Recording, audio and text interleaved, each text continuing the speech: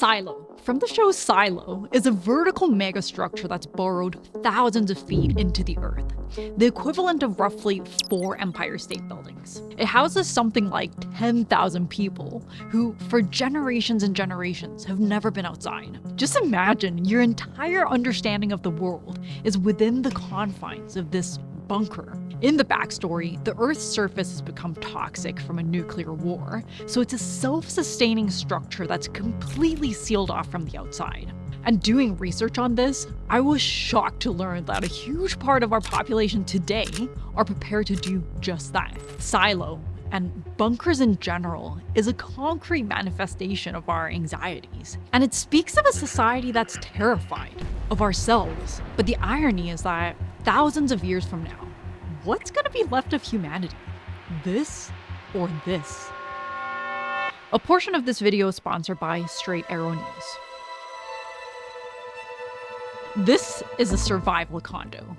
It's a 15-story luxury survival bunker in Kansas, with a pool, a library, and even a theater. They took a decommissioned missile silo, obviously designed to withstand a nuclear blast, and turned it into what you call a nuclear-hardened facility. It's founded by an ex-government contractor called Larry Hall, who initially bought the silo for him and his family, but then realized there's a huge market for these types of shelters. Now, all of the units are sold out. It's only designed for 75 people, so of course the silo is multitudes of times bigger in scale and complexity, but I think it's really interesting to compare. The exterior walls in the survival condo are up to 9 feet thick of epoxy-hardened concrete, with roughly 600 tons of rebar.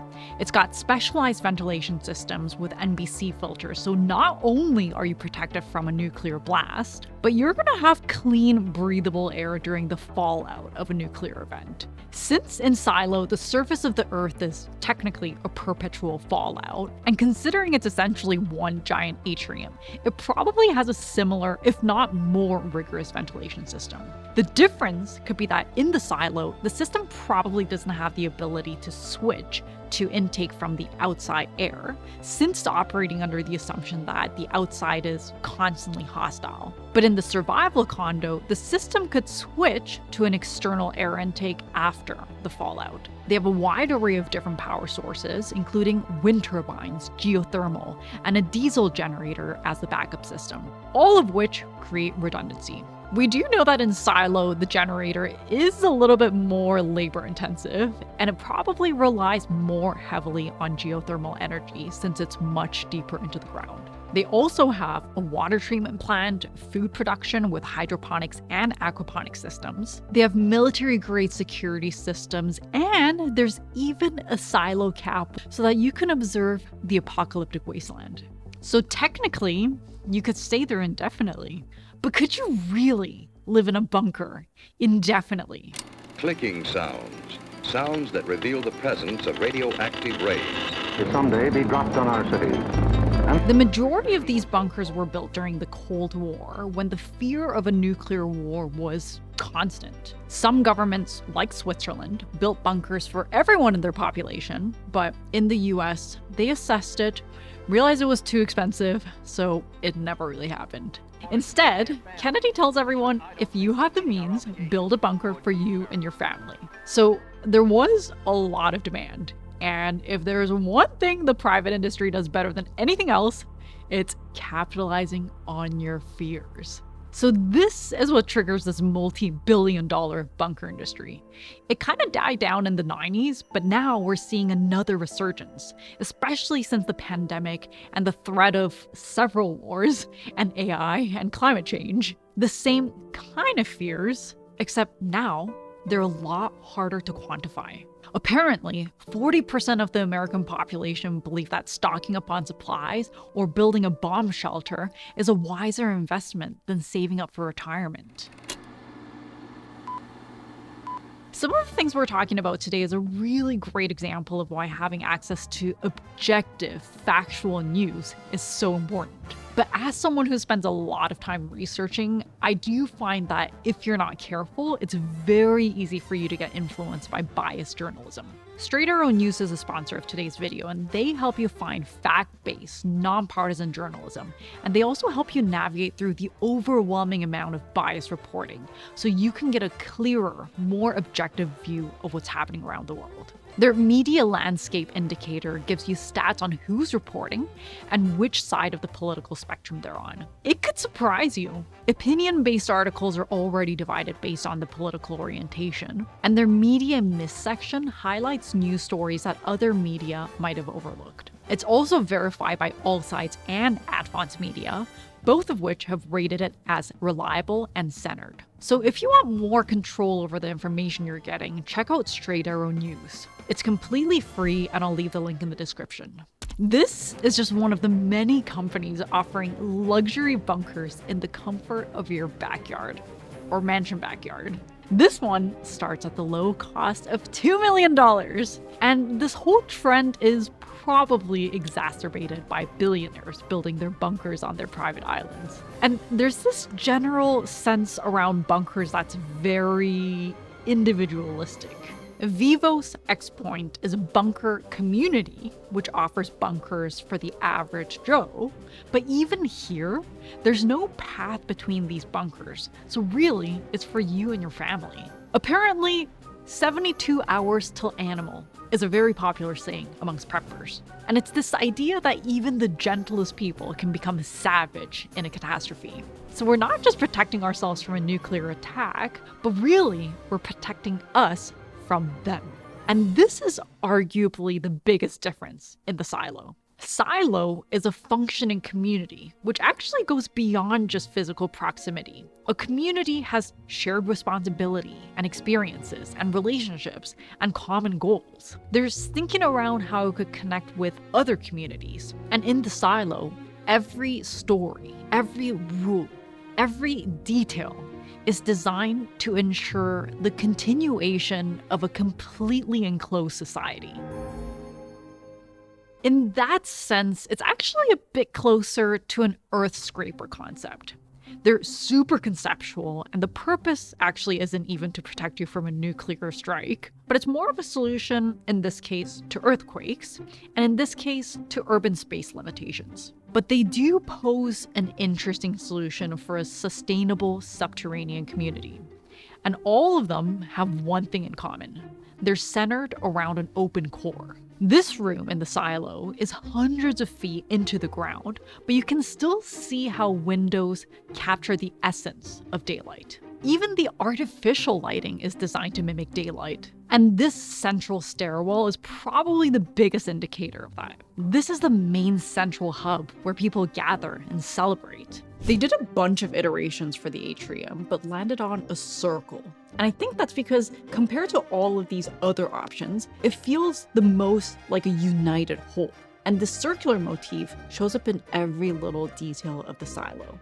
They also explored a bunch of different material options, but landed on this very brutalist aesthetic. And aside from the geometry, it actually reminded me a lot of this building.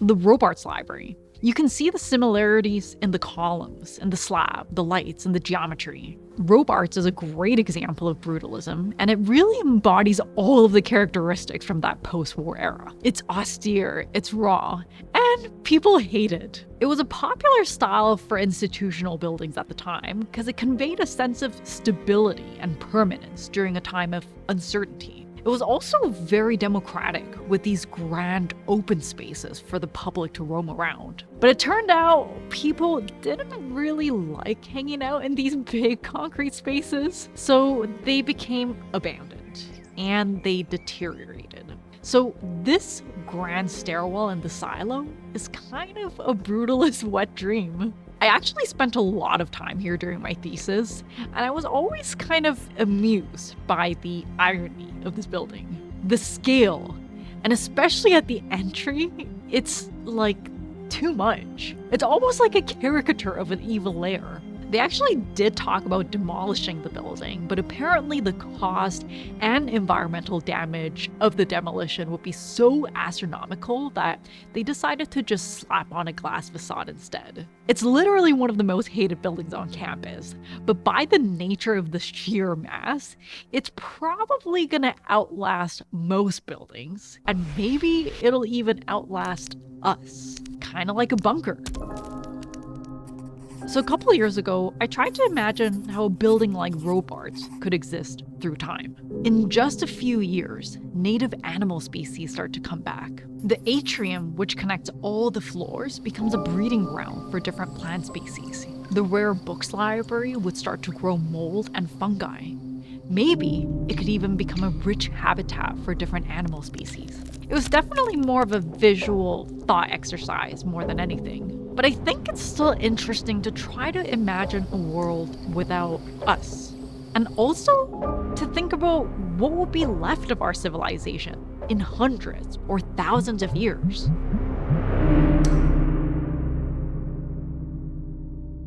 Right now, bunkers are supposed to be temporary shelters where people hide out in isolation to wait out the apocalypse. There's even ideas for bunkers where you can store your DNA so that even if you don't make it, your genes could. But even if they can sustain you physically, without this social fabric, what exactly is being preserved? And is it even worth preserving? So Silo is an alternative to this idea of survival. It's designed not just to protect the physical bodies, but it's crafted to preserve and kindle all the other aspects of being a human, which in a weird way also happens to be the key to long-term survival in an enclosed society. So in that sense, the stairwell is the symbol of our social DNA, just like what the opening sequence suggests. But there's also a dark side to this. According to the books, the vertical distance between the floors is roughly 50 feet, which is roughly 4 times the average height of a floor in a building. They kind of bypass this detail in the show, but realistically, the journey between floors should take days, and to get from top to bottom, it should take months. So the stairs limit the flow of information, and it limits the connecting of different sections, which is the perfect way to control a population, right? If you look at it like this, the architecture and the community helps to create this illusion of normal society, which is also used as a tool to keep people down there.